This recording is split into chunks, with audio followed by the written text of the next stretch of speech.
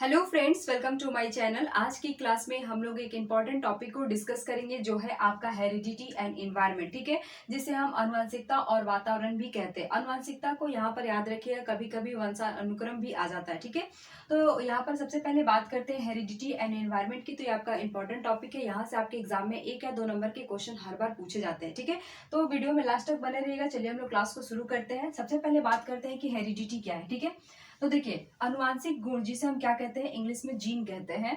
अनुवांशिक गुण एक पीढ़ी से दूसरे पीढ़ी में ट्रांसफर होते रहते हैं। जैसे कि सपोज कीजिए कि जो गुण आपके माता पिता से आपके अंदर आए हैं, तो एक पीढ़ी से दूसरे पीढ़ी में आपके में ट्रांसफर हुआ और फिर आपसे अगली पीढ़ी में ट्रांसफर होगा। तो ये क्या होता है, ये एक अनुवांशिक गुण होता है जो आपको माता पिता के थ्रू मिला रहता है। ठीक है, इसके बाद देखिए, जैसे कि इसका एग्जाम्पल देख रहे थे, आंखों का रंग। सपोज कीजिए कि आपके दादा का आंखों का रंग नीला था। ठीक है, तो आपके दादा के थ्रू जीन आपके पिता में आया। ठीक है, और पिता के थ्रू जीन आपके में आया, तो आपका भी रंग, आंखों का रंग जो है नीला है। तो यह गुण आप में कैसे आया, तो यह गुण आपके आनुवंशिकता की वजह से, आपके हेरिडिटी की वजह से आया।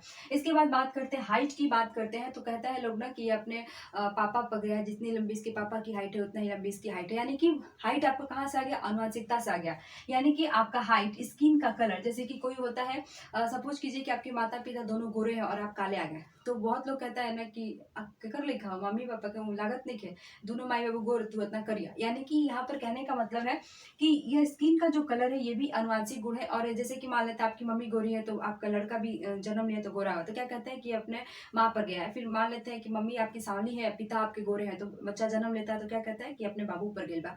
यानी कि कहने का मतलब है स्किन का कलर हो गया, आपका हाइट हो गया, पर नाक, नाक भी लोग कहता है कि पापा की तरह, दादा की तरह, नाना की तरह इसकी नाक ऊंची है। ठीक है, या फिर नाक छोटी है, फिर नाक ऐसी है। तो ये जो चीजें हैं ये आपके आनुवंशिकता से आपके अंदर आई हुई है। ठीक है, जैसे कि ब्रेव है, इंटेलिजेंस। देखिए, ब्रेव और इंटेलिजेंस की बात करते हैं तो ये आपका हेरिडिटी में भी कुछ रोल निभाता है और कुछ रोल आपके एनवायरमेंट में भी निभाता है। ठीक है, तो इसको मैं ऐसे अंडरलाइन कर देती हूँ, ब्रेव और इंटेलिजेंट। सपोज कीजिए कि कोई कहता है कि अपने पापा की तरह बहुत इंटेलिजेंट है, लेकिन अगर हम उस बच्चों को अच्छा एनवायरनमेंट दे तो और भी वो इंटेलिजेंट हो जाएगा। तो यहाँ पर हम इन दोनों को कोस्ट में कर दिए हैं कि ब्रेव और इंटेलिजेंस आपका एनवायरनमेंट की वजह से भी थोड़ा सा इस पर इफेक्ट पड़ता है। आपका हेयर कलर, जैसे कि मान लेते हैं आपका बाल जो होता है बिल्कुल भूरा कलर का है। ठीक है, और आपके सपोज कीजिए कि आपकी नानी का भी बाल भूरा था, तो बोला कितना ना, अच्छा इसका नानी का भी बाल भूरा था। यानी कि नानी का जो जीन है वो आपकी मम्मी में है और आपकी मम्मी से जीन आपको आप में आया। तो जीन क्या है, अनुवांशिक है, अनुवांशिक गुण है जो एक पीढ़ी से दूसरे पीढ़ी में ट्रांसफर होता है। तो याद रखिएगा, हेरिडिटी की वजह से आपके आंखों का कलर, आपका हाइट, आपके स्किन का कलर, जब गोरे हैं, काले हैं, सांवले हैं,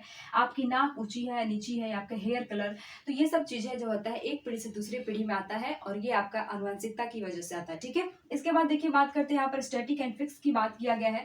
तो अनुवांशिकता का जो गुण होता है वो हमेशा स्टैटिक रहता है, यानी कि स्थिर रहता है। सपोज कीजिए कि आपकी आंखों का रंग आ गया है ब्लू, नीला आ गया। ठीक है, और आपको ये रंग पसंद है, तो क्या आप इसे चेंज करा सकते हैं? नहीं चेंज करा सकते, नेचुरल तरीके से चेंज नहीं हो सकता है। ठीक है, तो ये क्या होता है, ये स्टैटिक होता है, स्थिर रहता है, और ये फिक्स्ड रहता है, चेंज आप नहीं कर सकते हैं। ठीक है, यहाँ तक समझ में आया।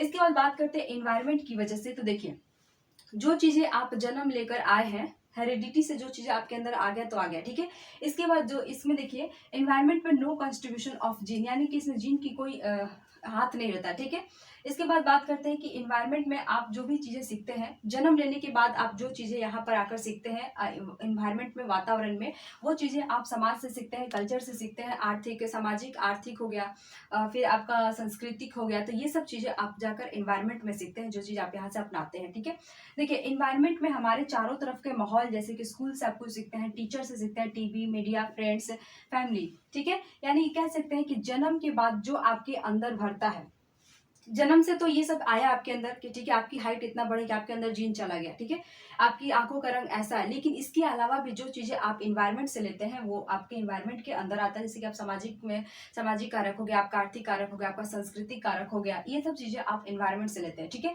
जैसे कि मैंने यहाँ पर लिखा है कि जन्म के बाद, याद रखिएगा, जन्म के बाद जो आप अपने अंदर भरते हैं, सपोज कीजिए कि एजुकेशन हो गया। ठीक है, एजुकेशन आप कहाँ से लेते हैं, आप इन्वायरमेंट से लेते हैं, यानी कि आप जाकर स्कूल से ले सकते हैं, एनवायरमेंट में आपका स्कूल आता है, स्कूल से ले सकते हैं, आप फैमिली से ले सकते हैं। ठीक है, मतलब जैसे किस फैमिली में आप पैदा हुए हैं। ठीक है, और वहाँ मान लेते हैं उनकी शिक्षा व्यवस्था कैसी कैसी आपको शिष्टाचार दे रहे हैं, ये सब चीजें जो है, जैसे कि बच्चा क्या करता है, नकल करता है, इन्वायरमेंट में वो चीजें देखता है, उसकी नकल उतारता है, तो वो चीजें नकल उतार कर जो अपने अंदर सीख रहा है, वो कहाँ से सीख रहा है, वो इन्वायरमेंट के थ्रू सीख रहा है। ठीक है, दोनों में आपको समझ गए। देखिए, यहाँ पे बात करते हैं नॉट फिक्स्ड होता है, यानी कि फिक्स नहीं होता है, डायनेमिक होता है, गतिशील होता है। सपोज कीजिए कि आप अपने इन्वायरमेंट से कुछ गंदी चीजें आपने सीख लिया है। ठीक है, आप अपने एनवायरनमेंट से क्या किए, कुछ गंदी चीजें सीख लिए, तो आप फिर आपको एक अच्छे वातावरण दे दिया जाए तो आप फिर अच्छी चीजें सीख सकते हैं। यानी कि क्या होता है, ये परिवर्तित हो जाता है, गति डायनेमिक है, गतिशील है, ये परिवर्तित होता है, ये फिक्स नहीं रहता है। लेकिन वही बात करते हैं कि आपको आंखों का रंग मिल गया है ब्लू, तो क्या आप वातावरण में जाकर से चेंज कर सकते हैं कि हमको ब्लू नहीं पसंद है, हमको दूसरा कलर दे दो? नहीं, क्योंकि आपकी हेरिडिटी से मिला है, एक बार आ गया तो आगे ये फिक्स्ड है, ठीक है।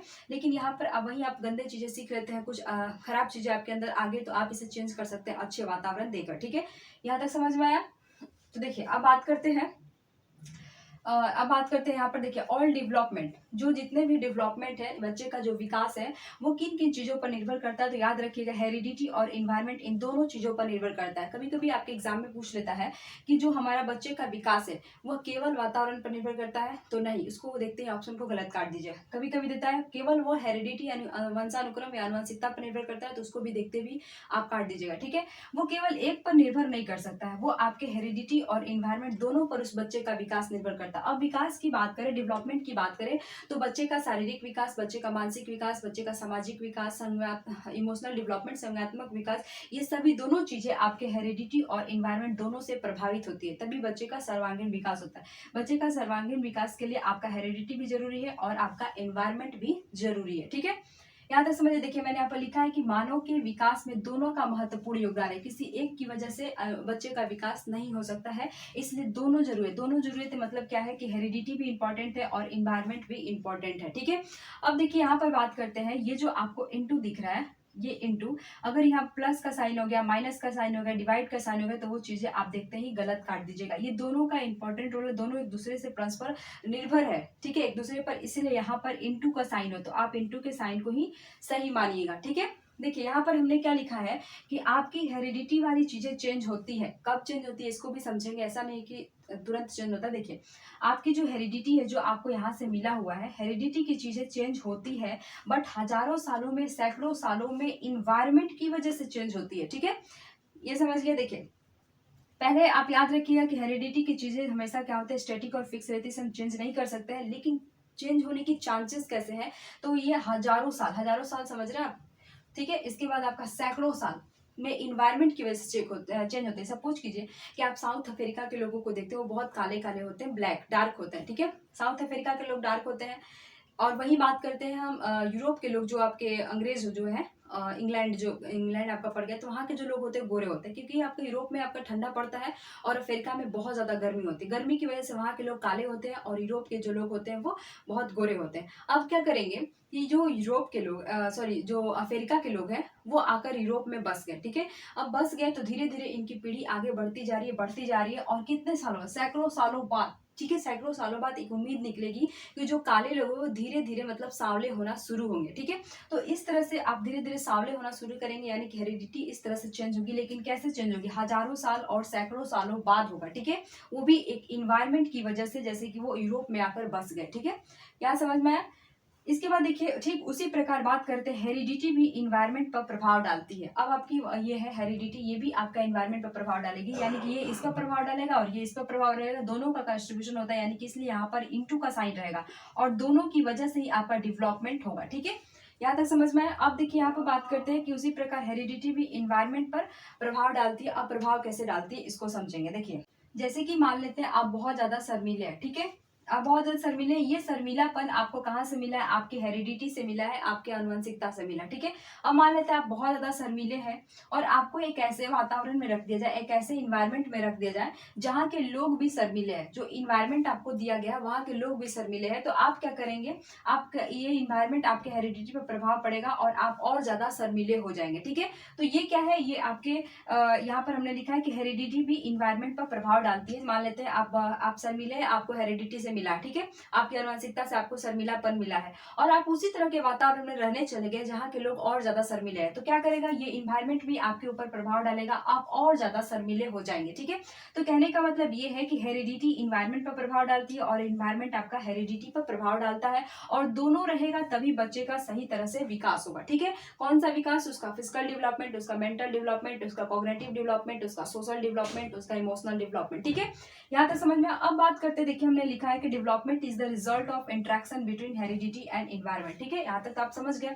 यहाँ पर देखिए बात करते हैं कि हेरिडिटी अच्छी है, ठीक है, यहाँ पर देखिए कि आपकी हेरिडिटी तो अच्छी है, मान लेते हैं आपकी ये जो हेरिडिटी है ये तो अच्छी है, लेकिन इन्वायरमेंट खराब है, तो क्या डेवलपमेंट खराब नहीं हो जाएगा? बिल्कुल हो जाएगा। मान लेते हैं आप हेरिडिटी अच्छी, आपकी हेरिडिटी जो आपको मिला, अनुवांशिक गुण मिला वो अच्छी है, लेकिन आप एक ऐसे वातावरण में रह रहे हैं जहां पर खराब वातावरण है, जहां पर आपको डेली गाली गलौज सुनने को मिल रहा है, तो आप क्या करेंगे? आपको डेली गाली गलौज सुनने का मिल रहा है, तो जाहिर सी बात है कि जो बच्चे हैं, यानी कि आपका समझ लीजिए, यानी कि जो बच्चे हैं उसका क्या हो जाएगा? डेवलपमेंट पर असर पड़ेगा। ठीक है, मान लेते जो बच्चे यहाँ पर ऐसे समझते हैं कि जो बच्चे हैं उनको हेरिडिटी का गुण तो अच्छा मिला है, लेकिन उनको ऐसे वातावरण में रख दिया जाए जहां पर डेली गाली गलौज हो रहा है, मारपीट हो रहा है, रोज वही देख रहे हैं, डाकू वगैरह, चोरी वगैरह सब हो रहा है, तो उनके क्या होता है? उनका डेवलपमेंट पर असर पड़ेगा। ठीक है, वो चीजें सीखने लगेंगे, वो चीजें करने लगेंगे। यहाँ तक समझ आया कि डेवलपमेंट उनका खराब हो जाएगा। लेकिन वही बात करते हैं कि हेरिडिटी तो अच्छी है, हेरिडिटी आपको अच्छी मिली और इन्वायरमेंट भी आपका अच्छा मिल गया। ठीक है, यानी कि दोनों चीजें अच्छी मिल गई, हेरिडिटी भी अच्छा मिल गया और इन्वायरमेंट भी अच्छा हो गया, तो बच्चे का विकास कितना अच्छा हो जाएगा, सिर्फ सोच लीजिए। मान लेते हैं हेरिडिटी, उसके माता पिता से अनुवांशिक गुण काफी अच्छा मिला, पढ़ना लिखने वाला, ब्रेव है बच्चा, इंटेलिजेंट है, और वही अच्छी वातावरण मिल जाए कि वहां पर और भी पढ़ाई लिखाई का माहौल हो, अच्छे लोग हो, वहां अच्छे संस्कार वाले बात हो, तो जाहिर सी बात है आपके बच्चे का बहुत अच्छा डेवलपमेंट हो जाएगा। तो यही बात कर रहे हैं कि हेरिडिटी अच्छी है तो इन्वायरमेंट भी अच्छा है, और हेरिडिटी और इन्वायरमेंट अच्छा है तो डेवलपमेंट अच्छा होगा। लेकिन अगर हेरिडिटी अच्छी है लेकिन इन्वायरमेंट खराब निकल गया, तो वो क्या हो जाएगा? बच्चे का विकास आपका डगमगा जाएगा। ठीक है, खराब हो जाएगा। ठीक है, यहाँ तक समझ में आया?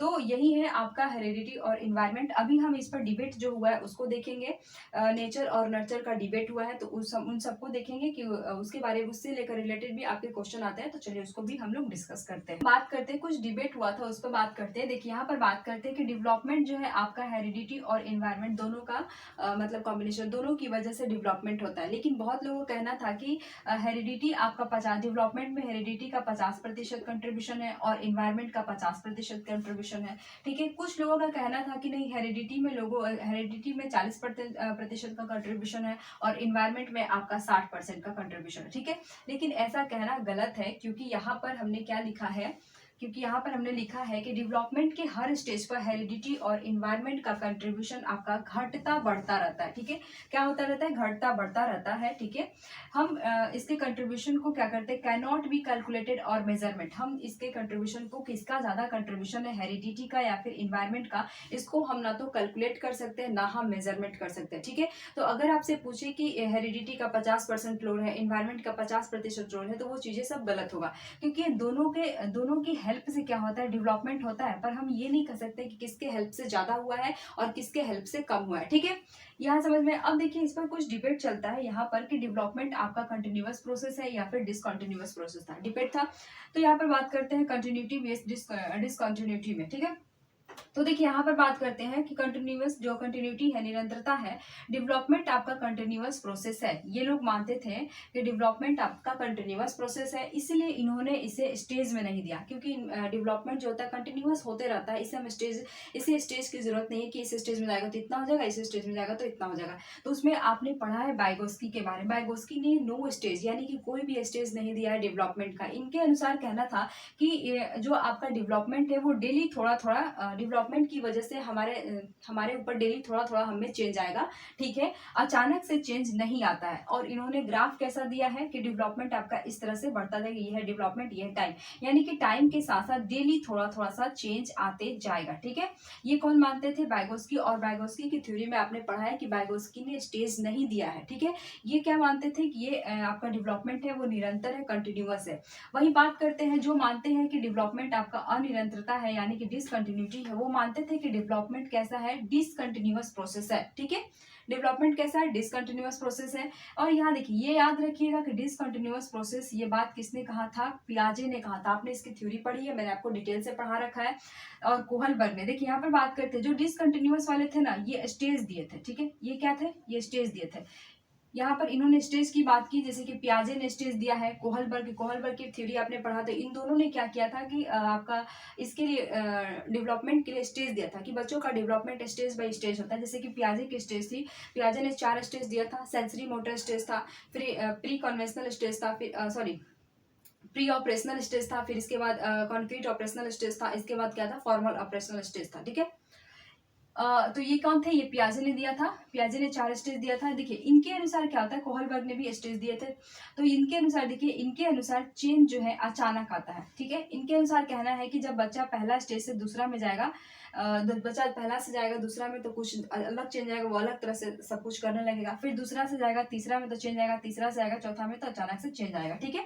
इनके अनुसार ये था कि स्टेज बाय स्टेज बच्चे में चेंज आता है। और इन्होंने, पियाजे ने आपके भी बताया कि 4 स्टेज दिए थे, कौन कौन, तो सेंसरी मोटर स्टेज था, प्री ऑपरेशनल स्टेज था, और फिर इसके बाद कॉन्क्रीट ऑपरेशनल स्टेज था, इसके बाद फॉर्मल ऑपरेशनल स्टेज, यानी कि 4 स्टेज पियाजे ने दिए थे, ठीक है। यहाँ तक आप समझ गए। इसके बाद देखिए, तो अंतिम में इन दोनों में डिबेट हुआ, तो अंतिम में क्या निकला, प्रूफ क्या हुआ कि डेवलपमेंट जो है यह आपका कंटिन्यूअस प्रोसेस है। तो अभी आपके एग्जाम में आएगा कि डेवलपमेंट कैसा है, निरंतर, तो आपको याद रखना है कि डेवलपमेंट आपका कंटिन्यूअस प्रोसेस है, क्योंकि ये प्रूफ हुआ है, ये वाला चीज है, ठीक है। यहाँ तक समझ में आया। इसके बाद बात करें, दूसरा डिबेट हुआ था आपका नेचर वीएस नर्चर की, नेचर वीएस नर्चर। यहाँ पर आपको पूछा जाता है कि जो नेचर शब्द है वो किससे रिलेटेड है, वो आपका हेरिडिटी से रिलेटेड है, और वही नर्चर शब्द की बात करें तो वो आपका इन्वायरमेंट से रिलेटेड है, ठीक है। आप इसको ऐसे याद कर सकते हैं, बहुत लोग कंफ्यूज हो जाते हैं। तो देखिए इसमें हम करेंगे क्या, एक इसका वर्ड देखेंगे, 1 2 3 4 5 6 7, इसमें 7 वर्ड है, ठीक है। और यहाँ पर देखेंगे 1 2 3 4 5 6, इसमें 6 वर्ड है, ठीक है। नेचर में 6 है और नर्चर में 7 है। यहाँ पर बात करते हैं हेरिडिटी की, 1 2 3 4 5 6 7 8, यहाँ पर इसमें है 8 वर्ड। इन्वायरमेंट की बात करते हैं, 1 2 3 4 5 6 7 8 9 10 11 11 वर्ड। यानी कि इस तरह आप इसको कैसे याद रखेंगे कि जिसमें कम वर्ड है वो कम के साथ जाएगा, 6 का 8 के साथ जाएगा, जिसमें ज्यादा वर्ड है वो क्या होता है, ज्यादा के साथ जाएगा। तो इस तरह ऐसे याद रख सकते हैं इसको कि जो नेचर है वो हेरिडिटी से, दोनों कम कम है, हेरिडिटी से रिलेटेड है, और जो नर्चर है वो आपका इन्वायरमेंट से रिलेटेड है, ठीक है, क्योंकि दोनों में ज्यादा ज्यादा वर्ड है, ठीक है। अब बात करते हैं इसमें क्या हुआ था, इसमें क्या डिबेट हुआ कि देखिए डेवलपमेंट में बहुत लोगों का कहना था कि डेवलपमेंट जो है, ये डेवलपमेंट इसमें हेरिडिटी का ज्यादा रोल है, और बहुत लोगों का कहना था कि नहीं, इसमें इन्वायरमेंट का ज्यादा रोल है। और ये अभी तक आपका ये डिबेट चल रहा है, इसमें कोई प्रूफ नहीं हुआ। जिस तरह से ये प्रूफ हुआ कि कंटिन्यूअस प्रोसेस है आपका डेवलपमेंट, उस तरह से अभी ये नहीं प्रूफ हुआ है कि डेवलपमेंट में हेरिडिटी का ज्यादा रोल है या इन्वायरमेंट का ज्यादा रोल है, ठीक है। तो आपको कभी भी ऑप्शन में दे दिया कि हेरिडिटी का ज्यादा रोल है, 50% इसका कंट्रीब्यूशन है, 30% इसका है, या फिर 40% इसका है, ऐसे करके अगर परसेंटेज में दिया जाए तो आप उसको ऑप्शन को देखते ही काट दीजिएगा, क्योंकि अभी तक आपको ये प्रूफ नहीं हुआ है, ठीक है। लेकिन ये प्रूफ हो गया है कि डेवलपमेंट आपका कंटिन्यूअस प्रोसेस है, लेकिन ये प्रूफ नहीं हुआ है कि इनमें दोनों में किसका ज्यादा कंट्रीब्यूशन है डेवलपमेंट में, ठीक है। तो आपको बस याद रखना, देखिए बहुत बार क्या होता है कि डी इक्वल टू क्या देगा, हेरिडिटी प्लस दे देगा इन्वायरमेंट, तो ये देखते ही आप गलत काट दीजिएगा। बहुत बार क्या देगा, D equal to H divide दे देगा इन्वायरमेंट, ठीक है, इसको भी आप देखते ही कर दीजिएगा। यानी कि आपको सबसे ज्यादा यहाँ पर ध्यान देना है गुना पर, दोनों में रहेगा, ठीक है, इंटू रहेगा, एच इंटू ई रहेगा, ठीक है। यहाँ तक समझ में आया। और यही ही आपका आपका आनुवंशिकता और वातावरण का चैप्टर समाप्त होता है। अब हम इसके प्रीवियस ईयर क्वेश्चन को देखते हैं जो आपके एग्जाम में पूछे गए हैं और हर बार पूछे जाते हैं, ठीक है। तो चलिए हम लोग अब प्रीवियस ईयर क्वेश्चन को डिस्कस करते हैं। और एक टॉपिक रह गया था, वो है आपका सेक्स डिटरमिनेशन, यानी कि लिंग निर्धारण, बच्चा लड़का होएगा लड़की या कैसे मालूम चलेगा, इसके बारे में, ठीक है। तो चलिए इसको भी डिस्कस कर लेते हैं। देखिए सबसे पहले आपको मालूम है कि जो मेल होते हैं उनमें कितने 46 क्रोमोसोम होते हैं, ये तो आपको मालूम है। और जो फीमेल होती हैं उनमें भी कितना 46 क्रोमोसोम होता है, ठीक है। अब बात करते हैं कि देखिए मेल में आपका ऑटोसोम की संख्या की बात करें तो ये 44 होता है, और एलोसोम की संख्या की बात करें तो ये 2 होता है, और 2 में आपका कौन होता है, एक होता है एक्स होता है, और एक होता है आपका वाई, ठीक है, इतना याद है। वही फीमेल की बात करें तो इसमें भी ऑटोसोम की संख्या कितनी होती है, 44, और ऑलोसोम की संख्या कितनी होती है, 2 होता है, ठीक है। 2 में कौन कौन होगा, एक्स और एक्स होगा, याद रखिएगा। अगर लड़की हुई तो उसमें ये एक्स होगा, और लड़का होगा तो एक्स और वाई होगा, ठीक है। अब ये जब मेल और फीमेल आपस में मीट करते हैं तो जो न्यू बच्चे का निर्माण होता है वो लड़का हो गया लड़की या कैसे डिपेंड होता है, इसके बारे में बात करते हैं। तो देखिए जब भी यहाँ से कोई भी पार्ट आएगा तो आधा इधर से आएगा और आधा इधर से आएगा, ठीक है, या इसमें भी एक आएगा और इसमें भी एक आएगा, याद रखिएगा। तो देखिए मान लेते हैं यह दोनों मीट किया आपस में, तो देखिए इधर से 22 आया और इधर से 22 आया, यानी कि यहाँ पर कितना हो गया, 44। तो ऑटोसोम की संख्या तो बच्चे में 44 हो गया, ठीक है। अब बात करते हैं यहाँ पर कि जो एक कैसे मालूम चलेगा कि यहाँ पर लड़का होगा या लड़की होगी, ठीक है। तो अब देखिए यहाँ पर हम बात करते हैं कि इधर से आपका आया एक्स, ऐसे मान लेते हैं इधर से आया एक्स और फिर ये लड़की जो फीमेल पार्ट है इधर से तो हमेशा एक्स ही आएगा, तो इधर से आया एक्स, ठीक है, एक इधर से आएगा और एक इधर से आएगा, ठीक है। तो यहाँ कितना होगा, यहाँ आपका हो जाएगा 2, ठीक है। तो देखिए 2 हो गया, यहाँ 2 हो गया, यहाँ भी देखिए 2 था और यहाँ भी आपका 2 था, तो यहाँ भी 2 हो गया। तो देखिए यहाँ पर जो एक्स और एक्स है ये क्या होता है, ये हमेशा गर्ल यानी कि लड़की का निर्माण करेगा।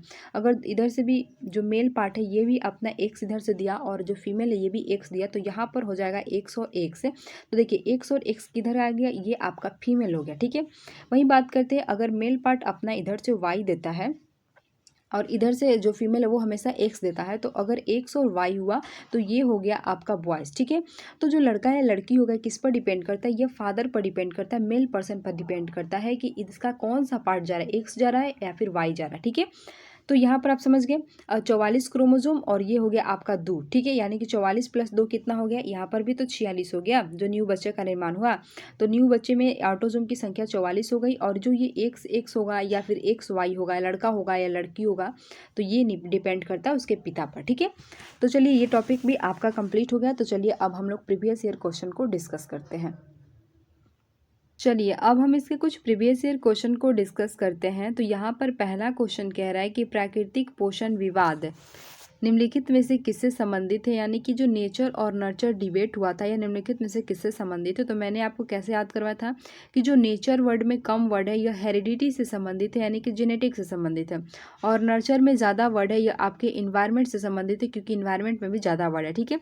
तो इसका पहला ऑप्शन ही सही हो जाएगा कि हेरिडिटी यानी कि जेनेटिक और इन्वायरमेंट से संबंधित है, आनुवंशिकता और वातावरण से, ठीक है। चलिए अब हम इसके दूसरे क्वेश्चन को देखते हैं। देखिए दूसरा क्वेश्चन कह रहा है कि आनुवंशिकता के संदर्भ में निम्नलिखित में से कौन सा कथन यहाँ पर गलत की बात कर रहा है, ठीक है। हेरिडिटी इज फॉल्स के इसके बारे में कौन सा स्टेटमेंट गलत है। तो यहाँ पर पहला ऑप्शन कह रहा है कि आनुवंशिकता बालक का लिंग निर्धारण करती है, यानी कि ये बिल्कुल सही है। अभी आपने पढ़ा कि एक्स और एक्स आएगा तो ये लड़की होगी और एक्स और वाई आएगा तो यह लड़का होगा, ठीक है। तो ये लिंग निर्धारण करती है, बिल्कुल सही है, लेकिन यहाँ पर तो गलत पूछ रहा है। दूसरा कह रहा है कि ये शारीरिक संगठन में महत्वपूर्ण योगदान देता है, तो ये भी बिल्कुल सही है। जैसे कि मान लेते हैं आपकी हाइट छोटी है तो लोग क्या बोलते हैं कि यह अपने मम्मी पर गई, यानी कि मम्मी की हाइट भी छोटी, यानी कि ये आनुवंशिकता चलते आ रहा है। अगर किसी की हाइट लंबी है तो क्या कहता है कि ये तो अपने पापा का है, पापा की तरह लंबा है। तो यानी कि यहाँ भी फिजिकल जो आपका शारीरिक संगठन है ये भी आपका किस पर डिपेंड करता है, हेरिडिटी पर, ठीक है। देखिए तीसरा ऑप्शन कर रहा है कि जुड़वा बालकों के जन्म में योगदान देती है, बिल्कुल सही है कि जुड़वा बालक भी आपका हेरिडिटी से संबंधित है, आनुवंशिकता से संबंधित है, ठीक है। लेकिन चौथा देखिए यहाँ पर बात करें रुचि, आवृत्ति, पसंद, नापसंद, मस्तिष्क की संवेदनात्मक भावनाएं, यानी कि इंटरेस्ट, एटीट्यूड, लाइक, डिसलाइक और इमोशनल स्टेट, यह किससे संबंधित है। ये तो आपका इन्वायरमेंट से संबंधित हो गया। आप जैसा इन्वायरमेंट में रहते हैं वहाँ का इन्वायरमेंट आपको पसंद है नापसंद है, आप जिस इन्वायरमेंट में रहते हैं वहाँ पर आपका इमोशनल स्टेट क्या है, आपकी इंटरेस्ट क्या है, तो ये सभी क्या है, ये सभी आपके इन्वायरमेंट से संबंधित है, ना कि आपकी हेरिडिटी से। तो यहाँ पर कौन सा ऑप्शन गलत कह रहा है, तो यहाँ पर ऑप्शन नंबर क्या हो जाएगा, डी हो जाएगा, ठीक है। चलिए अब हम नेक्स्ट क्वेश्चन को देखते हैं। तो देखिए नेक्स्ट क्वेश्चन क्या कह रहा है कि बालकों में व्यक्तिगत विभिन्नताओं का प्रमुख कारण क्या है, यानी कि जो इंडिविजुअल डिफरेंस है इसका प्रमुख कारण क्या होता है। तो मान लेते हैं इंडिविजुअल डिफरेंस, क्या यह सिर्फ आपका जेनेटिक की वजह से होता है, हेरिडिटी वंशानुगत के कारण होता है, तो नहीं, ये बिल्कुल गलत है। यहाँ पर केवल पालन पोषण के बारे में कह रहा है, तो पालन पोषण बच्चों का इन्वायरमेंट में होता है, तो क्या यह सिर्फ इन्वायरमेंट की वजह से होता है, तो नहीं, ये भी गलत है। देखिए बच्चों की जो व्यक्तिगत विभिन्नताएं हैं वो आपका आनुवंशिकता और पर्यावरणीय कारक दोनों के परस्पर जटिल क्रिया के कारण होता है, ठीक है।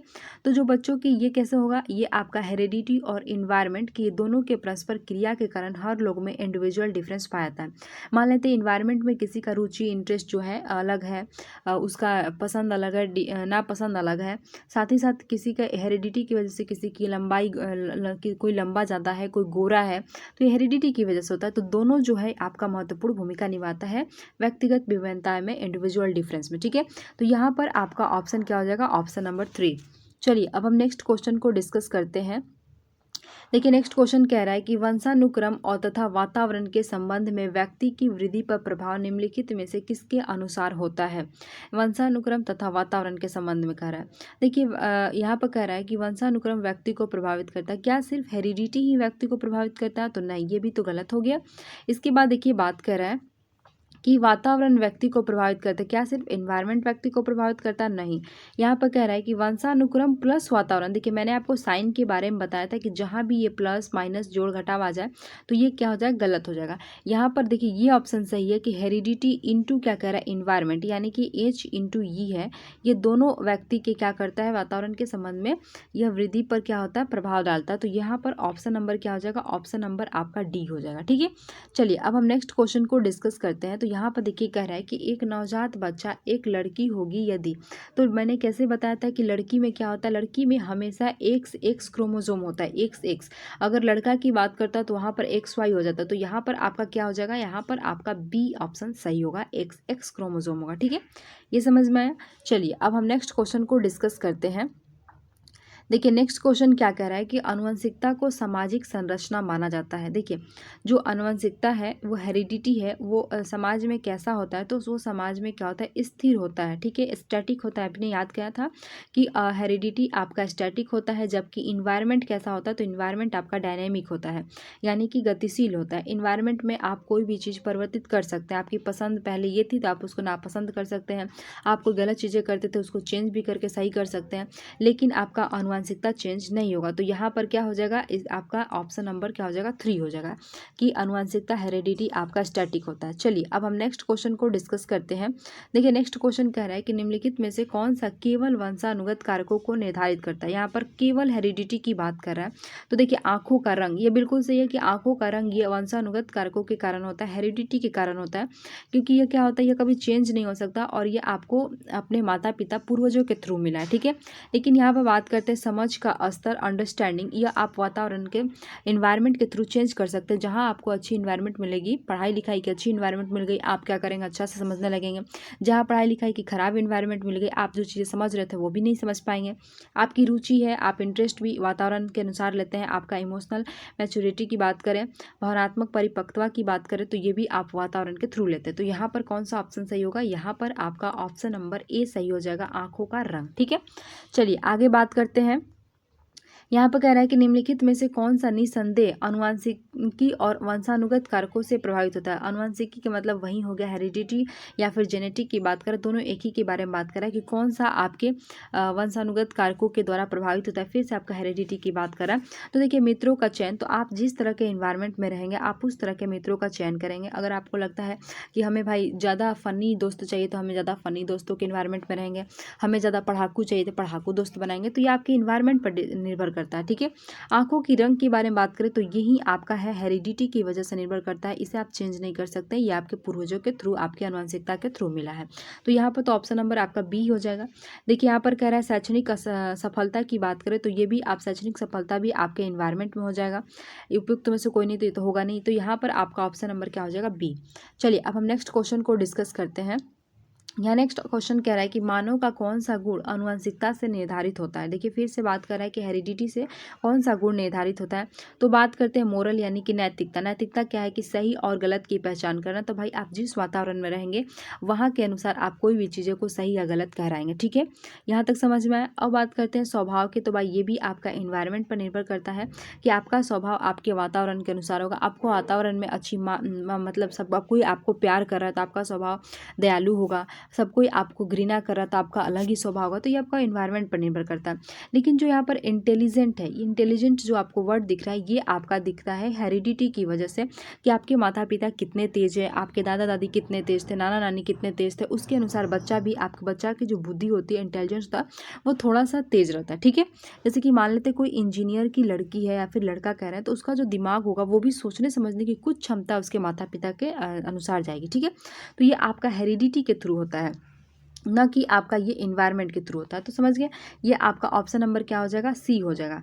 यहाँ तक समझिए। और सामाजिक की बात करें तो समाज भाई आपका इन्वायरमेंट में रहता है तो ये इन्वायरमेंट हो जाएगा। तो यहाँ पर बात करते हैं कि कौन सा ऑप्शन सही होगा, तो यहाँ पर आपका ऑप्शन सही हो जाएगा इन्वायरमेंट यानी कि इंटेलिजेंस। ठीक है, अब हम नेक्स्ट क्वेश्चन की बात करते हैं। तो देखिए नेक्स्ट क्वेश्चन कह रहा है कि आनुवंशिकता सबसे महत्वपूर्ण भूमिका निभाती है किस में। ठीक है, आनुवंशिकता सबसे महत्वपूर्ण भूमिका किस में निभाती है, तो बच्चे के सांस्कृतिक विकास में नहीं, बच्चे का सांस्कृतिक विकास इन्वायरमेंट में होता है।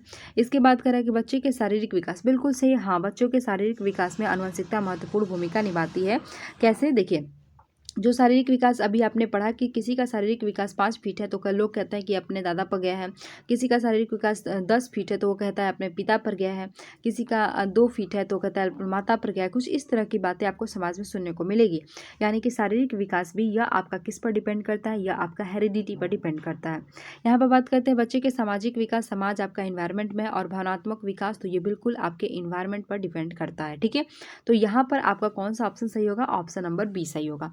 चलिए अब नेक्स्ट देखते हैं। देखिए यहाँ पर आपका क्वेश्चन समाप्त होता है। Thanks for watching. वीडियो पसंद आए तो वीडियो को लाइक करिएगा, चैनल को सब्सक्राइब करिएगा, और हाँ, चैनल को शेयर करिएगा ताकि हमारा भी मनोबल बढ़े और आपके लिए अच्छी अच्छी वीडियो प्रोवाइड करें। ठीक है, चलिए मिलते हैं नेक्स्ट वीडियो में, तब तक के लिए बाय बाय।